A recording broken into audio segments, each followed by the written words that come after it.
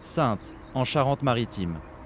Une ville chargée d'histoire, avec ses vestiges et ses monuments datant de l'époque gallo-romaine. C'est ici que s'est tenue la 7e édition des championnats de France de para-badminton.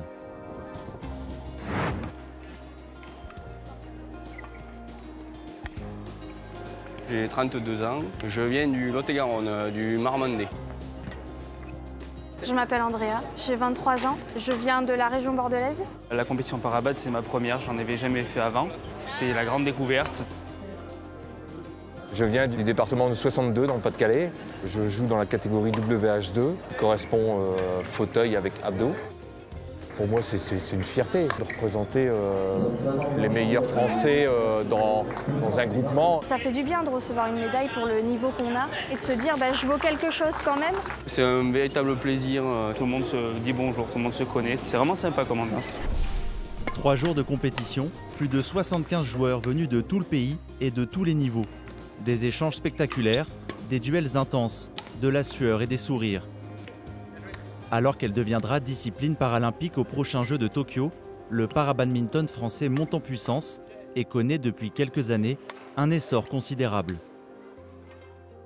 On voit un championnat de France qui prend de l'envergure par rapport aux éditions précédentes, avec plus de participants et surtout un niveau de jeu qui devient de plus en plus intéressant. Il y a de cela 7 ans, on découvrait ce que c'était un championnat de France para-badminton.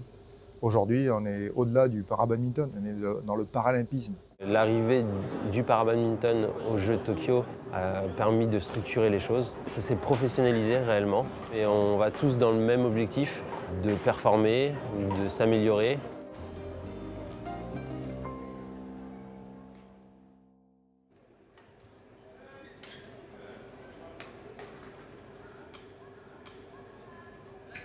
Aux Jeux paralympiques, il y aura 6 catégories différentes, classées selon les handicaps. En fauteuil, la catégorie WH1 pour les athlètes qui n'ont pas d'équilibre du tronc, c'est-à-dire sans abdominaux.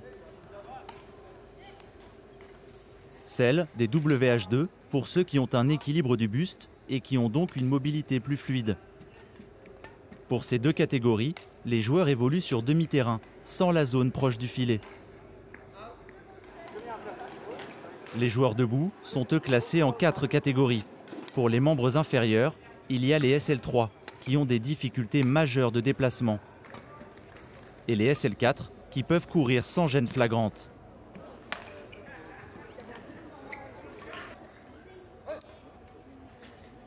Pour les membres supérieurs, les SU5 pour les athlètes amputés. Enfin, les SH6 pour les personnes de petite taille. Dans presque toutes les catégories, la France est l'une des meilleures nations mondiales. L'équilibre du para-badminton dans le monde est à peu près similaire à l'équilibre du badminton, avec une discipline qui est très largement dominée par les pays asiatiques et un des pays qui parvient, surtout grâce à Lucas Mazur, c'est sûr, mais qui parvient à aller chercher des titres de façon régulière, c'est la France, et ça, c'est quelque chose de très important. Je m'appelle Lucas Mazur, j'ai 22 ans. Je fais du para-badminton et je suis double champion du monde.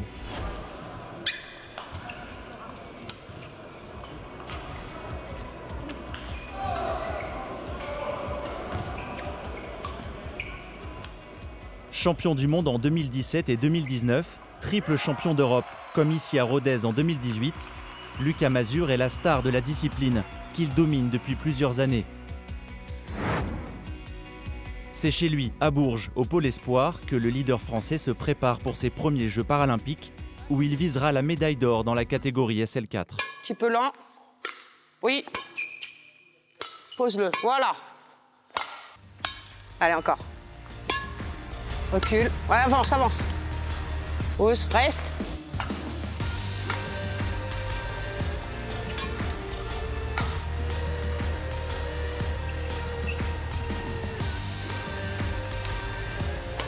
Celui-là, avance.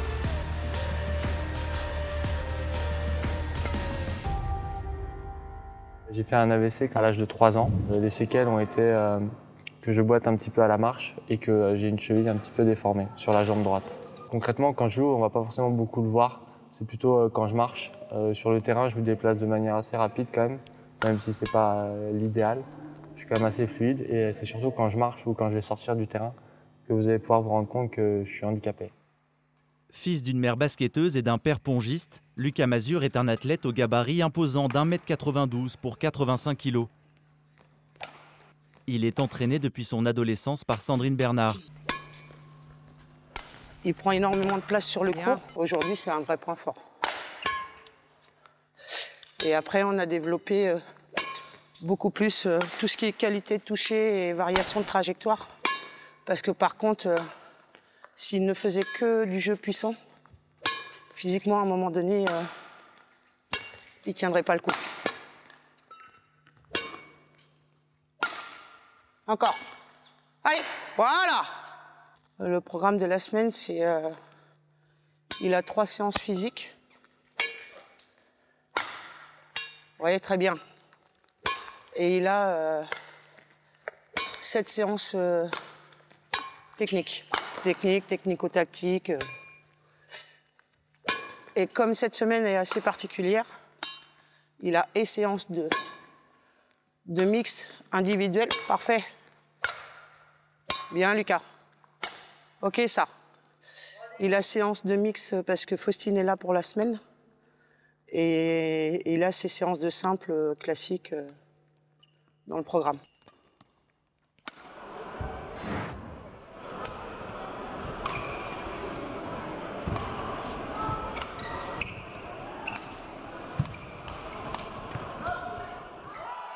Au jeu, les ambitions de Lucas ne se limiteront pas au simple.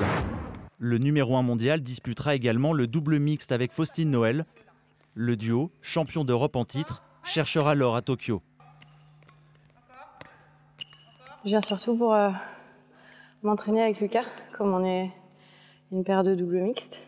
Et on vise une médaille au jeu. On est numéro 2 mondiaux. Donc c'est important dans une paire, c'est aussi de se connaître et trouver des automatismes sur le terrain. Donc des petites séquences comme ça, d'une semaine à travailler le mix avec lui, ça permet de se rassurer, prendre confiance et trouver encore plus d'automatisme ensemble pour que sur le terrain, après en open, on ne soit pas gêné et on soit le plus confiant possible. C'est toute une génération de joueurs qui apprend aux côtés de Lucas. Il y a Faustine, mais aussi Meryl Loquette, autre grand espoir du para-français. Multiple champion de France et top 6 mondial, Meryl est le partenaire d'entraînement privilégié de Lucas, qui lui fait partager au quotidien tout son savoir. Les discussions qu'il y a en dehors de l'entraînement, c'est ses ressentis, ce qu'il a vécu, son expérience. C'est plus, je pense que ça, c'est vraiment le mieux que je pouvais avoir.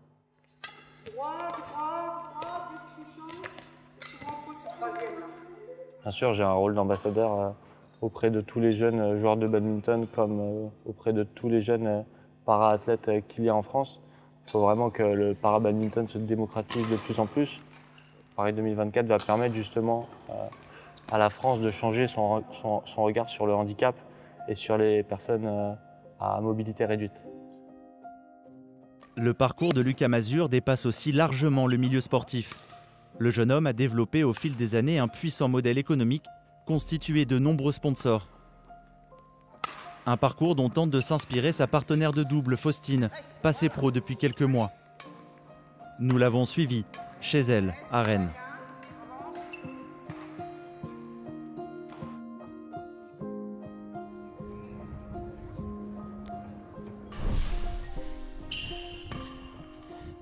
Malgré son handicap neuromoteur à la jambe droite, avec lequel elle compose depuis sa naissance, la Bretonne de 26 ans organise toute sa vie autour du badminton.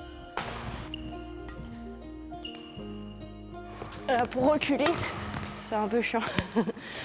Je contrôle mal tout ce qui est au niveau des hanches. C'est un peu dur de tout ce qui est rotation. Du coup, dès que je recule, ça va un petit peu bloquer et me gêner dans la fluidité. Ouais, quand il fait chaud, quand je suis fatiguée, quand je suis un peu stressée ou même des émotions intenses, donc ça peut quand même être de la joie. Je vais avoir un peu de... Enfin, les jambes vont vont sautiller et tout ça. Donc pour contrôler après les mouvements, c'est un peu plus dur de tout contrôler.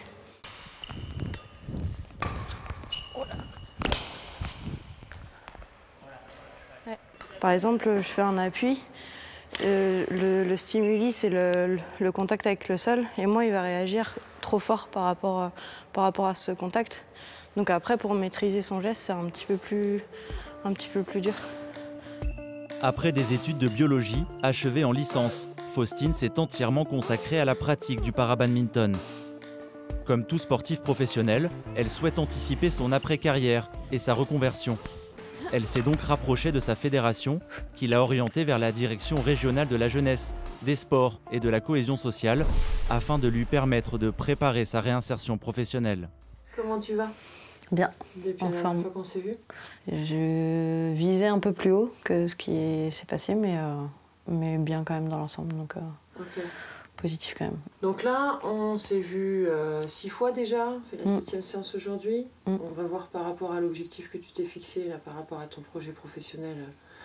Le coaching, ça m'aide à comprendre déjà comment je fonctionne, à assumer ce que j'ai besoin, ce que j'ai envie, comprendre aussi mes envies et justement aller vers quelque chose, une profession ou des activités qui me plaisent vraiment et qui me passionnent comme je peux être autant passionnée par le bad. Donc voilà, ça m'aide à anticiper, à regarder ça pour avoir une meilleure réinsertion possible après. 2 séances d'entraînement tous les jours, du coaching professionnel et une quête permanente d'équilibre financier, le parcours de Faustine est inspirant pour tout le para-bad rennais. Son club a multiplié les initiatives autour de sa championne.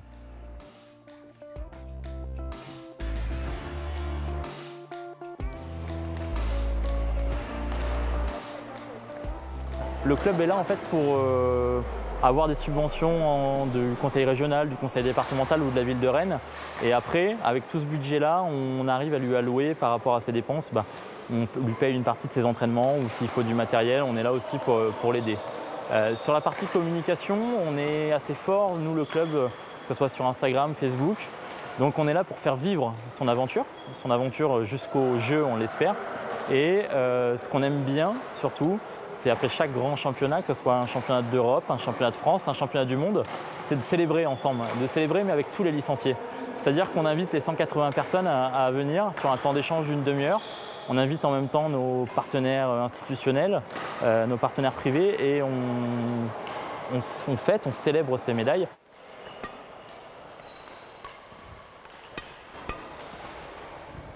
Lucas Mazur et Faustine Noël sont de parfaits ambassadeurs pour le para-bad français.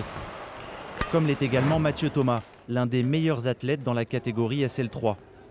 Pour Mathieu, handicapé à la jambe droite, comme pour beaucoup d'autres, le sport a joué un rôle fondamental dans son parcours de vie. Le sport en lui-même, moi, m'a réconcilié avec mon handicap.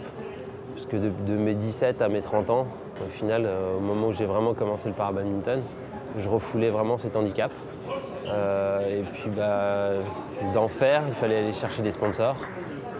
Et du coup, montrer à tout le monde que j'avais un handicap. Et pour moi, c'était ma plus grande thérapie et mon plus grand choix. Et mon handicap, pour moi, c'est la plus grande chance que j'ai eue dans ma vie. La fédération s'appuie sur ses leaders pour recruter de nouveaux talents sur tout le territoire français. La détection est en effet l'un des axes majeurs de développement de la fédération.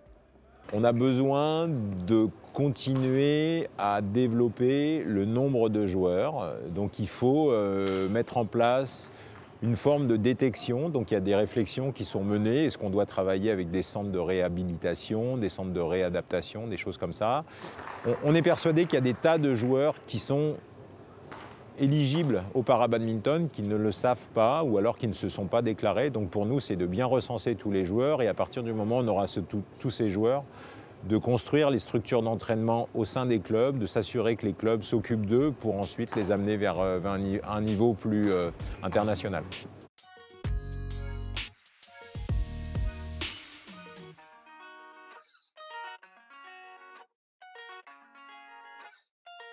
Atteindre en quelques années le haut niveau international, c'est l'objectif que s'est fixé Charles Knox.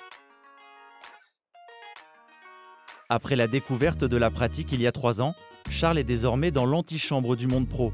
À 22 ans, il est le grand espoir français parmi les joueurs de petite taille. Nous le retrouvons chez lui, à Nantes, à son retour de 2 Open disputés au Brésil et au Pérou. Pour atteindre le top 6 mondial qualificatif pour les Jeux, il doit disputer un maximum de tournois sur tous les continents et engranger ainsi des points selon ses classements. J'ai créé plusieurs pages sur mes réseaux sociaux où je raconte un peu toute mon actualité sportive. Je mets des photos, je mets des résumés des différentes compétitions que j'ai pu faire. Avant de pouvoir intégrer l'équipe de France et de bénéficier du soutien financier de la fédération, Charles doit assumer les 3/4 de ses dépenses. Matériel du quotidien, déplacements et stages. L'enjeu pour Charles est de trouver des partenaires afin de boucler son budget. Le but, c'est d'attirer un maximum de personnes possible, de leur faire un peu vibrer dans mon aventure et qui s'intéressent le plus longtemps possible. Mon objectif à long terme, c'est de participer aux Jeux paralympiques de Paris en 2024.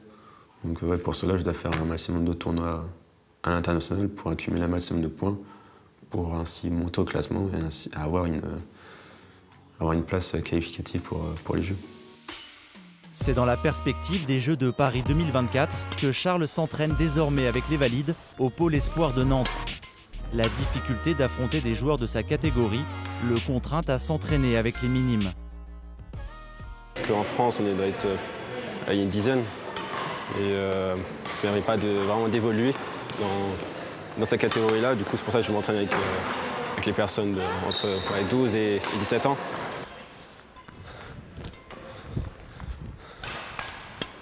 Je pense être dans la structure qui me convient parfaitement pour aller jusqu'à Paris 2024. Détecter de nouveaux joueurs, donner envie d'essayer le badminton. Ces enjeux restent permanents pour la fédération.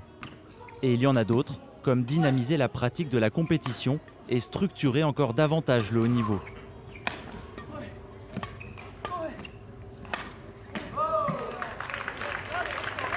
On a essayé de leur apporter une aide supplémentaire, bien sûr, de l'encadrement. On a essayé de leur apporter un réseau compétitif. Auparavant, les seules compétitions auxquelles les joueurs de para-badminton pouvaient participer en France, c'était des compétitions la plupart du temps valides ou alors quelques tournois qui étaient comme ça faits. Maintenant, la fédération a mis en place un circuit avec plusieurs étapes qui permet aux joueurs qui n'ont pas encore le niveau pour se rendre à l'international de pratiquer régulièrement et d'avoir plusieurs impacts dans une saison. Donc d'avoir des vrais objectifs sportifs et ça contribue à développer le parabad et puis à les amener, on l'espère, vers l'international.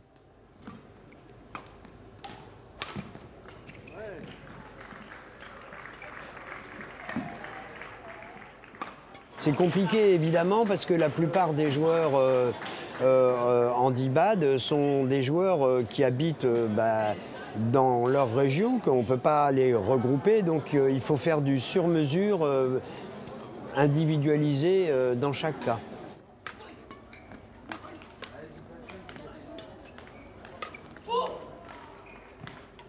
Un des grands témoins de toutes ces évolutions, c'est David Toupé, pionnier du para-badminton tricolore depuis le début des années 2000 et premier champion du monde français en 2013. Nous le retrouvons sur son lieu d'entraînement à Toulouse. Ancien joueur valide, il est devenu paraplégique après un accident de ski lorsqu'il avait 26 ans. Pour un athlète en fauteuil roulant, entretenir sa condition physique et travailler son cardio sont des défis permanents. En fauteuil roulant, c'est compliqué de travailler son cardio autour d'une piste parce qu'on peut difficilement mettre de l'accélération. Et c'est vrai que ces vélos à bras, c'est l'idéal en fait pour vraiment être plus précis dans ce qu'on recherche. Je suis paralysé ici, donc en dessous, je n'ai pas de motricité volontaire. Donc tout doit être compensé en effet par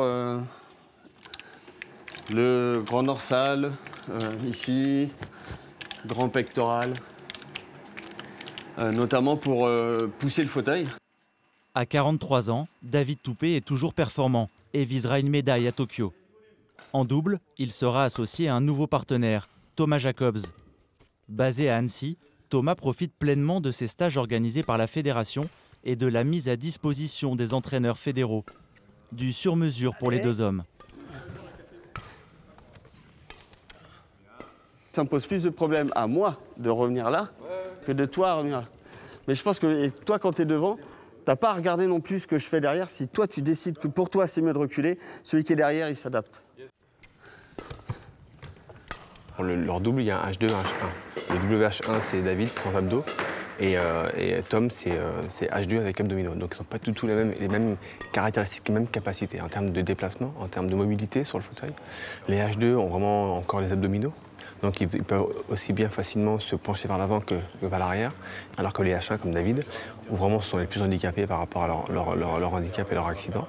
Eux, par exemple, n'ont plus d'abdominaux et eux, c'est très compliqué. Voilà. Donc eux doivent forcer sur vraiment les bras, plus que les bras, sur la contraction du diaphragme, avoir une bonne respiration. Il faut être rapide, il faut être explosif. Ce rectangle qui a l'air tout petit paraît très très grand lorsqu'on est en fauteuil et qu'on joue avec.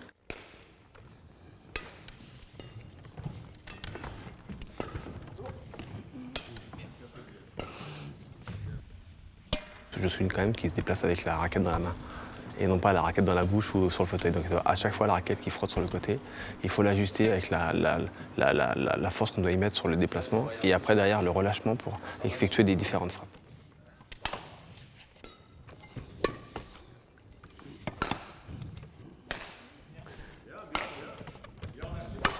Quand je vais mal commencer un match, je vais avoir du mal à relever la tête et me sortir la tête de l'eau. Alors que lui, c'est vrai qu'il a plus d'expérience pour ça et il a plus de moyens psychologiques peut-être et plus d'expérience pour se sortir plus facilement d'une mauvaise passe. Après, c'est vrai que c'est plus facile en double pour moi parce qu'on est deux à partager les galères ou les bons moments. Donc j'ai plus de facilité à me sortir la tête de l'eau en double et à motiver, en fait, pas que moi, mais notre équipe. Donc c'est plus facile en double qu'en simple. Et c'est très rassurant de l'avoir à côté. Le fait d'échanger, c'est transmettre l'expérience de chaque situation. Plus on va rencontrer de situations et plus on pourra s'adapter et réagir et savoir comment on réagit l'un par rapport à l'autre. Et aujourd'hui, il n'a pas encore ça. Donc moi, j'essaye sur chaque situation parfois d'arrêter et d'amener la touche tactique. Tu seras toujours plus vite que moi sur ce volant-là. Plus grand, plus haut, plus grande envergure. Après, c'est de savoir quelle trajectoire on met. Parce que du coup, moi, c'est vrai que je me déplace aussi, mais c'est pas que je peux pas le toucher. Moi, je l'ai dans la raquette, là. Hein. Mais toi, par principe, il l'aura toujours avant.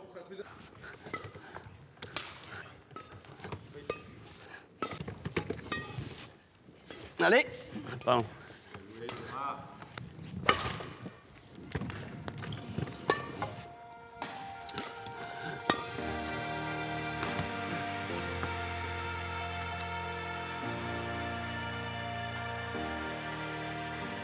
À Toulouse, Rennes, Bourges et partout en France, le para-badminton se développe, se structure, se professionnalise. Tous les regards sont désormais tournés vers Tokyo, où la France espère décrocher ses premières médailles. Tokyo en 2021, puis viendra le rêve de Paris en 2024.